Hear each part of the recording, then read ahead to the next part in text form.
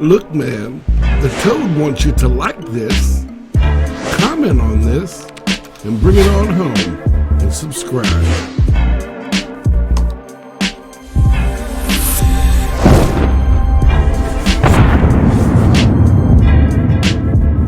Buckle up, it's time to ride. Hey guys, this is Big Rich coming to you live from the Grand Casino right here in Shawnee, Oklahoma.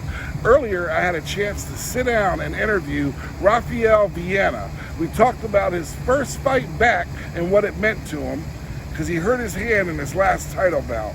So if you want to watch that, you're going to have to join us on YouTube later. Other than that, let's give him props. Go Rafael. And this is Big Rich. Tonight, I have Rafael Viana with me. He will be fighting his first fight back since his injury, and he's going up against a very worthy opponent in LFA tonight. Are you happy to be back? Thanks, man. Thanks, Rick. I'm glad to be here. It's a pleasure for me. And yeah, I'm back, after 5 years since my last fight. I'm back again in the game, and I'm so happy and pumped for this moment. Yeah. And it's not everybody will have a second chance and come out again in this style, like in the main event. Right. In a good fight, everybody promoting. I'm just happy about that. Yeah, absolutely, man. And it's going to be good to see you able to get back in the ring and show the people, because sometimes them hand injuries, they can be tough to recover from. I know. Yeah, it was an injury I had before in other fight, and I put it back in place, and I win the fight when I won the Shoto Brazil Championship against Alisson Vicente.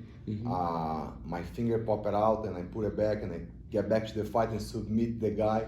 But that day against Devin Clark, I was like not myself, was like I was not in a good place personal, in my mind, I was not feeling myself, and then I kind of lose that fight on the locker room. I was feeling already something was going to happen. It's funny that you say that, because when I look back at that video, you look a little displaced. Yes. Like in your head. And I was not present. Right, exactly. You were there, but your spirit wasn't. No, my spirit was not there, exactly. Yeah, I noticed that when I was watching it. And he got a quick jump on that fight. Yeah. And I think from that point on, you did a lot of good things, though. Don't get me wrong. I mean, for somebody to come in that you're saying you had issues, outside that affected it, to still perform as well as you did. Because you did look good still. Yeah, because I've been training my whole life, and I trained with very tough guys. I trained in Brazil, and then I met Glover over there. I trained for Pedro Rios. Yeah. I've been training for Glover for 11 years, and then my automatic mode is very trained, and then ended up working. But if you don't put your spirit on it, then it doesn't matter, how good you are. You gotta get the spirit there, Absolutely, in the sport, man. Absolutely. It takes the spirit of a warrior. Yes. Now, when you were growing up in Brazil, did you grow up in a town kind of like Glover? He said he didn't fight a lot. He was more of a farmer. Glover grew up in the country. I grew up in the city, in the south of Brazil, in Porto Alegre. But I was a chubby kid. I suffered a lot of bullying in school. I'm a chubby adult. You're looking good, And then that kind of made me a fighter, And then my best friend, the guy who was raised with me, and he introduced me to UFC 1. He showed me the tape. Oh, I remember the infamous tape. Yeah, how it's great. The tape time was the tape you put on the video tape. I've watched those, man. And then when he showed me that, man, I saw that thing. I said, that's the future. Yeah. That's bread and circles, That's Coliseum, And then I started training jiu-jitsu, when I was 14 years old. Wow. Because I was suffering so much bullying. I was a chubby kid, and I went to school and the guys beat me up, and Now you can look at them and go, how you like me now? Oh yeah, now a bunch of guys back on the days, they are friends on social media. Now with social media, you can get in touch with a lot of people. Sure. And they say, yeah, now I cannot mess with you anymore. I say, not anymore, man. I'm not going to submit you. What do you want? I owe you one. Yeah, and then I started training jiu-jitsu back then, to start doing MMA. I started jiu-jitsu for MMA. I love jiu-jitsu, don't get me wrong, but when I started training jiu-jitsu, it was for compete MMA, Right, absolutely. Well, yeah, absolutely. Because, back, I think in the early stages of MMA, there was a lot more variety. Now there's kind of everybody. Yeah, back in the days was Vale Tudo. Right. It was like MMA still, you know. And then everyone had his own martial arts, you know. Yes. And then after the UFC 7 there, Marco Hu was one of the first ones to do the cross training, you know. And Pedro Rizzo master, you know. And then it starts the MMA, you know, right there. Right. Because you don't see, long gone is the fighter like a Tank Abbott. Yeah. Who, you know, who would just come in and he would just throw punches until he knocked you out or you knocked him out. That's it. You know, now it's more everyone can submit, the jiu-jitsu, everybody the trains wrestling. MMA now. Yeah. Well, you have to. Yes. So. Like Glover is an MMA fighter, you know. He always trained MMA, you know. He did jiu-jitsu, he did things, but you can see he's an MMA fighter, you know. Glover, you know. I mean, he is in such great shape for 41. Man, he's amazing, man. Right? He's getting better with age. He's getting better, getting more wise, and he's learning more about his own body, you know. And the guy's an example for us, man. Yeah, that's good. I was going to ask, what's it like training under him? Oh man, it's amazing. He's a great guy, you know, and he helped me so much for this fight. When I get there, I say, Glover, I have a fight 3 weeks. He said, that's too soon, Gaúcho. I say, man, I want to do it, you know. Okay, let's do it then. Then he helped me, you know. He coached me, and he called me earlier now. He said, go there, believe in yourself, believe in your hands. Go after this guy, you know. You're going to knock him out. Yeah. You know. You got it, man. You're going to do it, man. He's with you. We're with you. Everyone, man, we're here with you, brother. We want to see this comeback, man. Yeah. I heard you kind of whispered a little low, Gouch.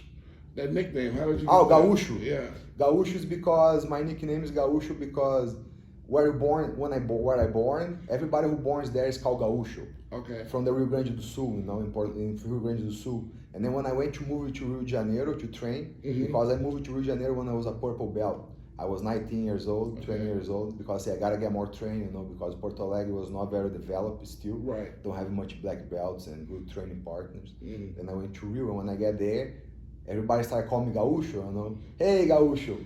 And then when I saw my nickname is Gaúcho, now everybody know me as a Gaúcho, you know. So have you ever thought about bringing this back? No, everybody call me Gaúcho still, you know, but the guys are not promoting my nickname. I don't know why, you know, like. Yeah. But that's the nickname I've been using my whole career, you know. Yeah, I see it every now and then. Yeah, it's mean cowboy. It translates cowboy, because on the south we have the cowboy culture, you know. Yeah. The horse and the cows, you know, we raise cows over there. It's the best barbecue in the planet. Oh, you gotta take me down there, man. I know. Because this barbecue we eat here, this Brazilian barbecue they promote here in America. Oh, yeah. That's the style from my state. Okay. On the skirts, you know, they put the whole piece of meat. The skirt, yeah, man. They got one here. The Grand. I know. I eat there yesterday. Did you like it? It was good, man. Good right, food, good meat. You know, good food. No, I'm not feeding you guys. It's a good place to eat. I gotta ask you, and it's going off MMA just a little bit. I'm a big conspiracy guy. You said that before. I do videos for it. Is there anything paranormal or like Bigfoot or Chupacabra do you remember growing up back home that was lore that stuck with you? Man, like weird shit happened down there, you know, in Brazil, you know. And then you have this religion there. It's called Spiritismo. Is from there, you know, has even movie Netflix, you can see, you know, Kardec. Okay. You know, and then they talk about spirits and things like that, you know, this spiritual world, and then you see things, you know, like I saw things and lights on the sky, you know, like UFOs, you know, aliens. You know, I don't like to say, you know, I don't say to everybody, but let's say people is going to see, is not a problem. But when I was young, I don't know, man. I had a dream. I don't know if it was a dream, was the UFOs took me, you know, I was 7 years old. The same, man. I was 7 years old, you know, and then happened again when I was living in Brazil in Manguinhos. The same dream I had, you know. They took me and bring me to other place. I was like 20-something years old. Happened again 2 times in my life. I don't know, man. Could be just a dream. I was just really much shit, you know. But I don't know. It was pretty real for me. Maybe they want you to think it was a dream, and it was real. You know what I'm saying? It happened to me several times through my growing up. And the last time was in my 40s. Yeah, I'm that old, people. Where I can say my 40s. Ooh, wee. How old did I get? But yeah, no, so yeah, I love it, man. I like to break it, let people see another side of the fighter. Yeah, I believe in God, no, I'm a God Absolutely. believer, you know, I like Jesus Christ, you know, like I went to the church, you know, now I'm not going anymore much, you know, but I still have my faith. Yeah. But I open my mind a lot, you know, about other things, you know. Sure, man. Because you never know, man, you never know the truth, the real truth. Look, God is great, and God has created everything. So if he's created us, what's to think that there's not other creations through other universes or other... We would be silly to think that there's not life elsewhere or even here. I mean, there could be things... I mean, we haven't even discovered 70% of what's in the ocean. I know, it's a lot of things, you know. They're still bringing up new fish going, I've never seen this one. And then all this government stuff, you know, especially in America, the American government has a lot of secrets, man. Like a lot of secrets. You know, like you never know what's true, what's not. You know, I know one thing is true: the love.